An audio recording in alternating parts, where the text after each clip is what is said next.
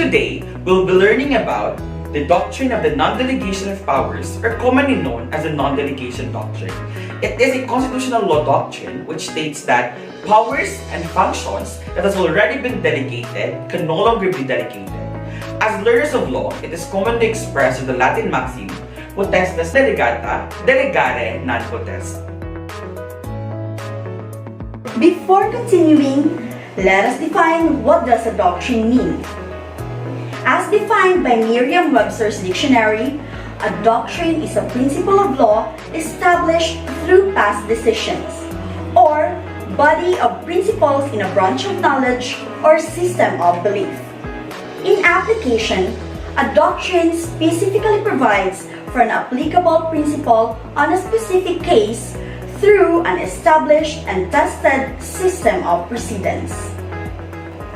In understanding and learning the constitutional law, we will encounter the word doctrine multiple times. We have the doctrine of separation of powers, doctrine of state immunity, and the non-suability of the state. Most of the time, doctrines are not expressly written in any form of constitution.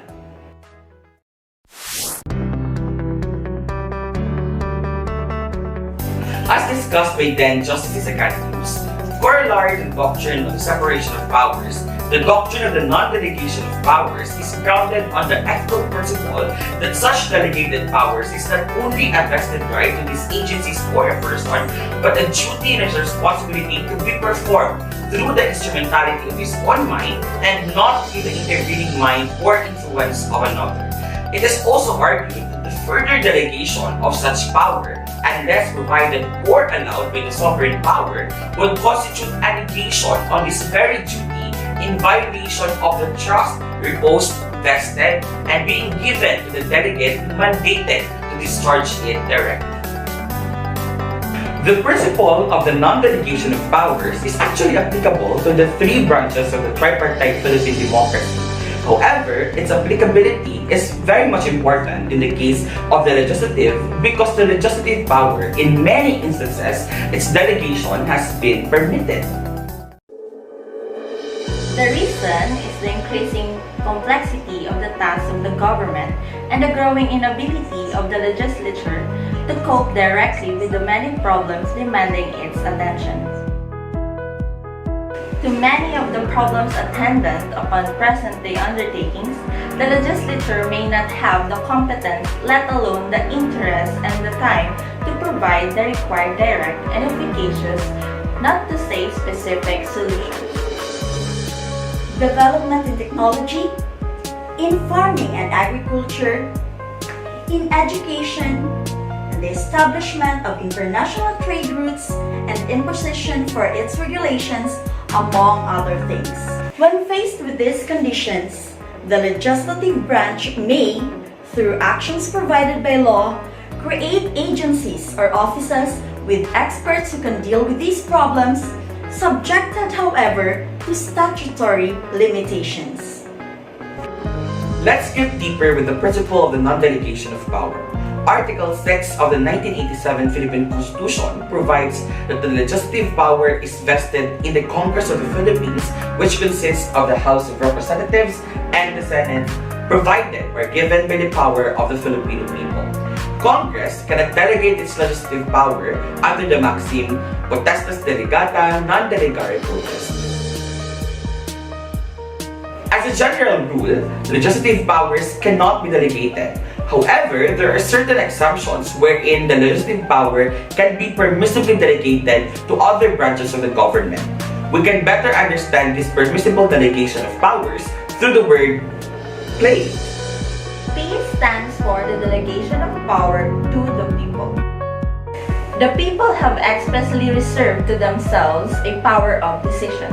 The function of the legislation cannot be exercised by them, even to the extent of accepting or rejecting a law which has been refrained for their consideration. The people have voluntarily surrendered the power when they adopted the Constitution. But, in the case of People versus Vera, the Supreme Court ruled that courts have also sustained the delegation of the legislative power to the people at large, although it was quick to add that some authorities maintain that this may not be done. L stands for the delegation of powers to the local governments. Another accepted exception to the rule against delegation of legislative powers is delegation to local governments. This traditional exception is based on the recognition that local legislatures are more knowledgeable than the national lawmaking body on matters of purely local concern and are therefore in a better position to enact the necessary and appropriate legislation thereon. Accordingly, the power of eminent domain and under the General Welfare Clause, the police power have been expressly delegated by the legislature to the local lawmaking bodies. The power of taxation is, however, derived by them directly from the Constitution, subject only to limitations that may be imposed by the Congress. A stands for delegation to administrative body. With the proliferation of specialized activities and their attendant peculiar problems, the national legislature has found it more and more necessary to entrust to administrative agencies the power of subordinate legislation, as it is called. Indeed, according to the Supreme Court, given the volume and variety of interactions in today's society, it is doubtful if the legislature can promulgate laws that will deal adequately with and respond promptly to the minutiae of everyday life. Hence, the need to delegate to administrative bodies, which are the principal agencies tasked to execute laws in their specialized fields, the authority to promulgate rules and regulations to implement a given statute and effectuate its policies. The letter E stands for the Delegation of Tariff Powers. Paragraph 2, Section 28 of Article 6 provides that the Congress may by law authorize the President, specified within the limits of the law, to fix and subject to such limitations and restrictions as it may impose tariff rates, import and export quotas, tonnage and wharfage dues, and other duties or imposed within the framework of the National Development Program of the government. This being said, on the principles of the delegation of tariff powers, it is clarified in the case of Aprille versus Aquino that the delegation of tariff powers to the Office of the National Chief Executive is not an additional power or an additional privilege afforded to the Office of the President. Rather, it only restricts said delegation only to specifying taxes such that of an import and export quotas or other tariff rates. And it is clarified accordingly that it should not be interpreted or considered as a source of the power of the President or another source of power to negotiate international trade agreements. Lastly, the letter E stands for the Delegation of Emergency Powers to the Office of the President.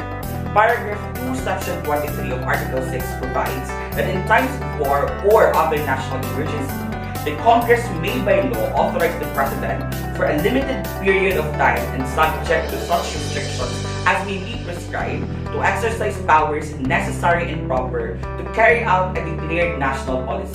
Unless sooner withdrawn by resolution of the Congress, such power shall cease upon its next adjournment.